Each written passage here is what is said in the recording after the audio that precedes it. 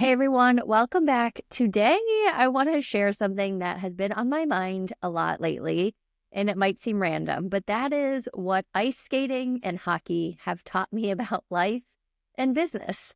So, over the past few months, all three of my kids have been taking ice skating lessons in some form. My middle son, he has really had the most time on the ice. He is the one who's really taken to ice skating the most and hockey the most. And so, he's 5, but he's been going about twice a week to different lessons. And as I've sat and watched all of them learning this new skill, I've really been reflecting on how many life lessons are all wrapped up in this experience. And so for some background, I grew up on a farm raising cows, and we did have a pond, but we never ice skated on that or did anything other than throw some rocks in it. But ice skating and hockey, they just weren't part of my childhood. Whereas my husband, he grew up 2 hours away from me in Toledo, and he basically played hockey until 7th grade. So he has loved it ever since. He is a huge hockey fan. And just a fun fact, people sometimes assume that we named our middle son Crosby after Sidney Crosby, the hockey player. But no, we just love the name. And so even with that, though, we'll show up somewhere and we'll hear comments like, with a name like that, he's for sure going to be a hockey player. He also has a January birthday, and if you ever read the book Outliers, it says that typically January birthdays are better hockey players, and so my husband likes to think about that too. But since starting hockey, or rather ice skating lessons with all of the gear minus the hockey stick, I've been amazed at how much goes into the training. My kids also all play soccer, which has plenty of technical skills, but the level of preparation and persistence that is needed for hockey, it's just on another level, one that I really didn't fully understand. And so today I want to share a few things that have stood out to me as a mom watching her kids learn to skate. I'm going to mostly talk about my boys in this example.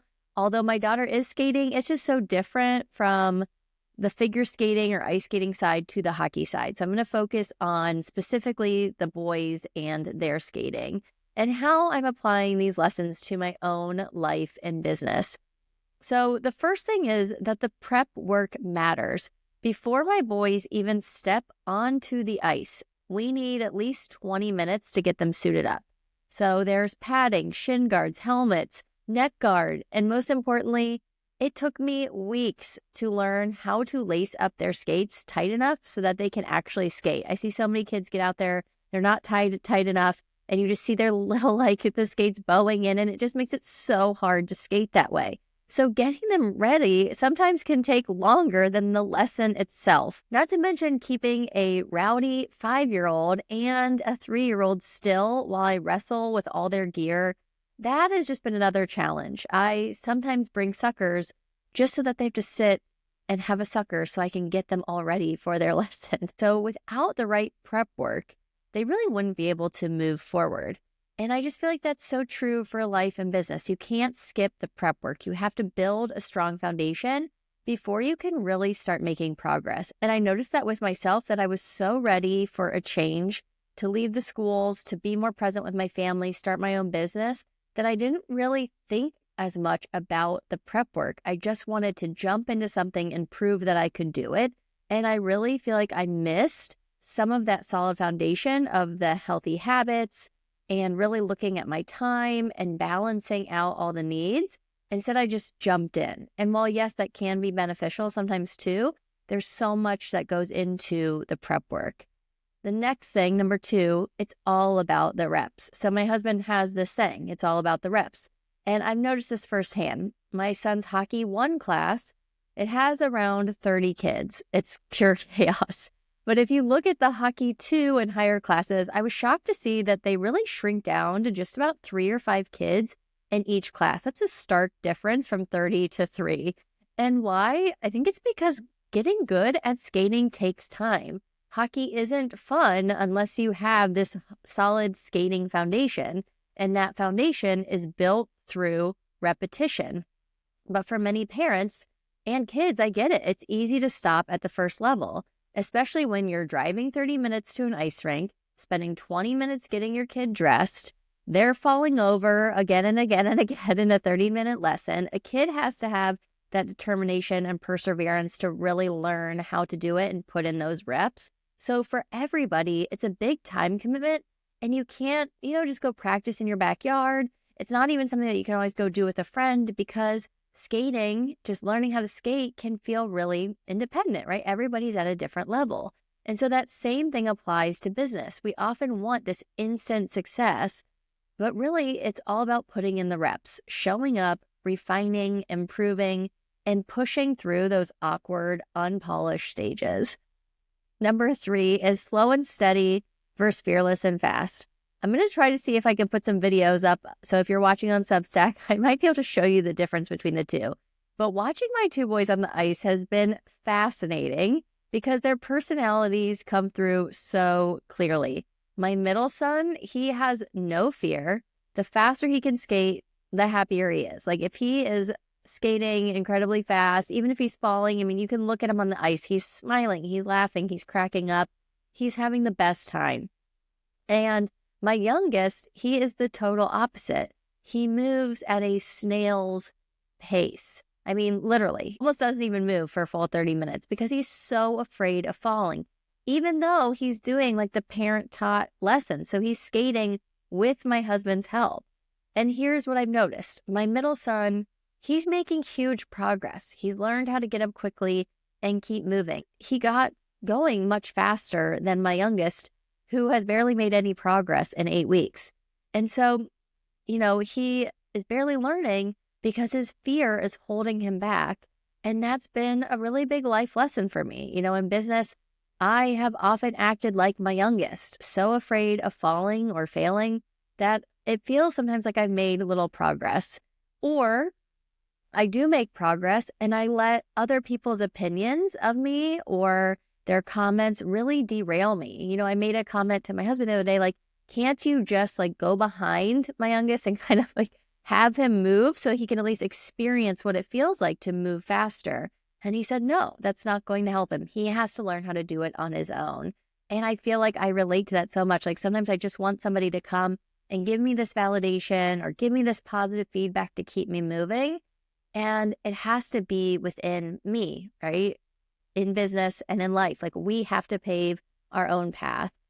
I am a big dreamer, but then when it comes to the day-to-day steps, sometimes I struggle with that. And so it's really been a reminder for me to just go for it, to take more risks, and to be okay with stumbling along the way. Number 4 is determination over quick wins.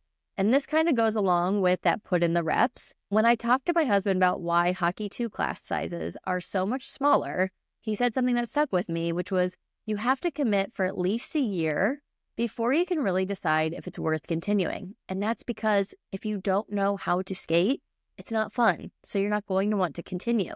So we have to continue to show up even when it's not fun because we're learning the skill to get to the fun. And so you have to commit for at least a year and know that in your head.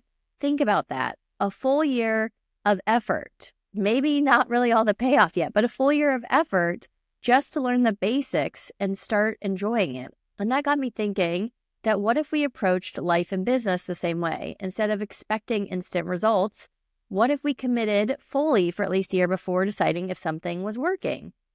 Right now, we're bombarded with messages promising overnight success. Make 6 figures in 30 days. But the reality is real progress takes time. I would see this so often too in the schools where when we talk about students who are struggling with math or reading, we often have a lot of different strategies that we can use to support a kid. But when it comes to behavior, mental health, those things take a lot of time to really see true progress. And for many of us, we just don't have the patience to see that through. And so I think it's really important that it doesn't matter, again, if it's behavior, mental health, or business, it really takes time to see progress. And I have been guilty of giving up too quickly. But watching my kids skate, it's really reminded me that perseverance matters and that slow progress is still progress. This whole experience has made me step back and reflect on my own journey. I have pivoted my business to align with my family and personal goals. And you may notice that I've been a little bit more quiet and I've really kind of shifted from focusing mostly on coaching to really now thinking more about creating and connecting. And so instead of seeing that as a setback, I'm learning to view it as putting in the necessary prep work. I realized that I need to put in the reps, just like I did in my 13 years as a school counselor. It took me almost 4 years to feel confident in that role. And in that role, I was surrounded every day with 2 other school counselors who completely understood what my position was. Here, I'm on my own, building my own thing. And so why am I expecting to have it all figured out in 6 months of fully running my own business? So one final lesson from my middle son is that he's reminding me that it's time to start sharing my opinions. I've spent so much time holding back, especially on topics like education, technology, and mental health. And this was because I was a public school employee. There's a lot of messages about what you can and can't say. And I'm still shedding a lot of that, even though now I don't have to keep quiet. I mean, I'm not saying anything radical, but I feel like I am not always able to say my true thoughts yet. And so I don't want the fear of judgment to hold me back anymore. Just like my son, I need to embrace falling, get back up faster, and keep moving forward. So as you've been listening, maybe a moment came to mind, something you've been avoiding, a decision you've been overthinking, or a change that feels just a little too scary. And I'd love to hear about it. Have you ever pushed past the fear and surprised yourself? Or is there something right now that you know you need to take a step toward? Send me a message. I'll put my email in the show notes or share it in the comments. I want to cheer you on. And if this episode resonated, make sure you tune in next time for my review of the Power Pause and the shifts that I'm making in my business to align with what truly matters. This book felt like it gave me permission to really make this shift in my business that I did and the support that I want to give to moms and educators. So here's to taking risks, putting in the reps, and trusting that progress is happening, even when it feels slow. Thanks for being here, and I'll see you next time.